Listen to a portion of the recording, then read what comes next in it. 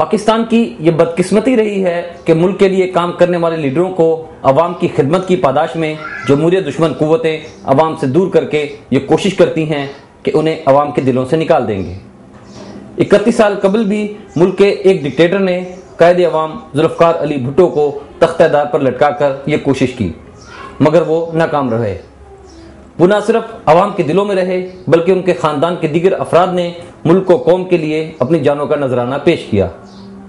شہید ذوالفقار علی بھٹو نے عوام کو عملی سیاست میں شامل کیا۔ یہ قوم ایک عظیم قوم بنے گی، یہ قوم دنیا کا لوہا بنے گی۔ قبول ہے آپ کو اس قوم کو دنیا کا لوہا بنا کے کریں گے تو خدمت کرو گے، محنت کرو گے، لڑو گے، مرو گے اور جدوجہد کرو گے، ایمان سے کرو گے، خدا کی قسم کرو گے۔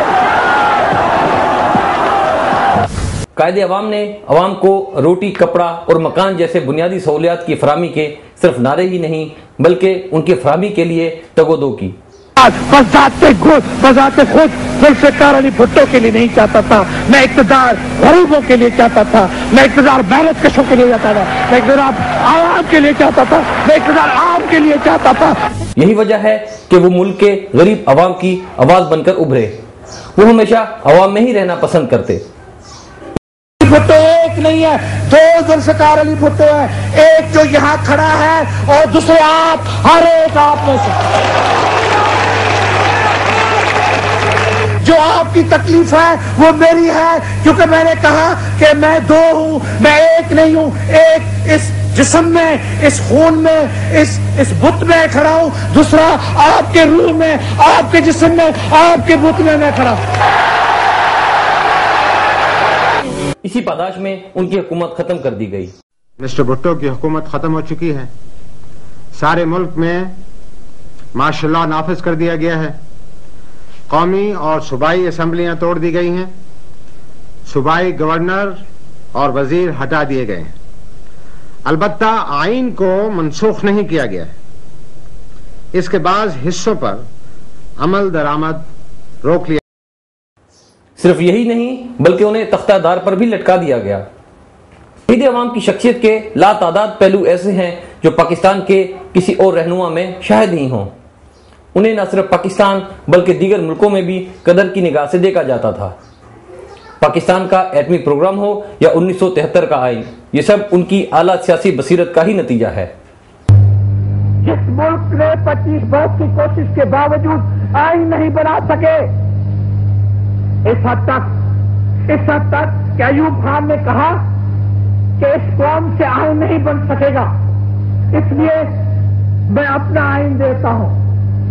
اور یحییٰ خان نے بھی کہا کہ میں نے بڑی کوشش کی کہ اسمبلی یعنی عوام آئین بنائے، آئین عوام نہیں بنا سکتے، میں اپنا آئین دوں گا۔ میں نے تب آپ کو کہا کہ میں اپنا آئین دوں گا۔ میں نے کہا کہ دستور بنائیں گے، اور دستور 2 سال کے اندر، جہاں ایک دستور 25 برس میں نہیں بن سکا، یہاں 2 سال کے اندر 2 دستور، ایک عبوری دستور، وہ بھی میرا بنا ہوا عبوری دستور نہیں تھا، وہ بھی اسمبلی نے، قومی اسمبلی کا بنا ہوا عبوری دستور تھا۔ عبوری دستور، اس کے بعد مکمل دستور، وہ بھی قومی اسمبلی کا بنا ہوا۔ اور کون سا دستور؟ وہ دستور جو اسلامی، وہ دستور جو وفاقی، وہ دستور جس میں جمہوریت کی حفاظت، جمہوریت کی سلامت۔ جناب، اور میں کیا کروں جمہوریت کے لیے؟ اور کون سی خدمات ہم جمہوریت کے لیے کر سکتے ہیں؟ قرآن کہتا ہے کہ جمہوریت کے وعدے ہم نے پورے نہ کیے۔ جمہوریت کے علاوہ آپ کو معلوم ہے کہ ہم نے کہا تھا کہ اسلامی نظام، تو دستور کو آپ دیکھیں، ہر جماعت، ہر سیاسی جماعت جس کی اسمبلی میں رکنیت ہے، انہوں نے سب نے کہا ہے، سب نے قبول کیا۔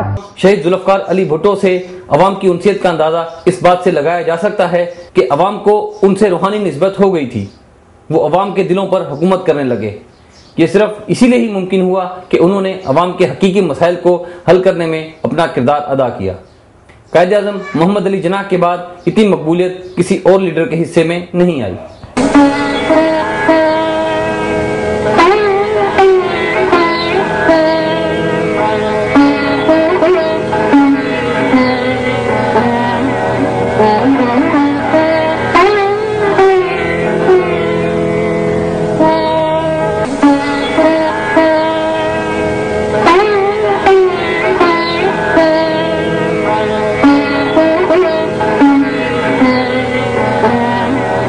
شہید ذوالفقار علی بھٹو کی مقبولیت کا اندازہ اس بات سے لگایا جا سکتا ہے کہ آج بھی وہ کروڑوں لوگوں کے دلوں کی دھڑکن بنے ہوئے ہیں۔ پروگرام سارا پاکستان کے لیے سکھر سے ملک عمران شاہد۔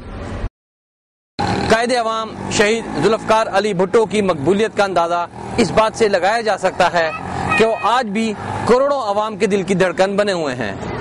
پروگرام سارا پاکستان کے لیے سکھر سے ملک عمران شاہد۔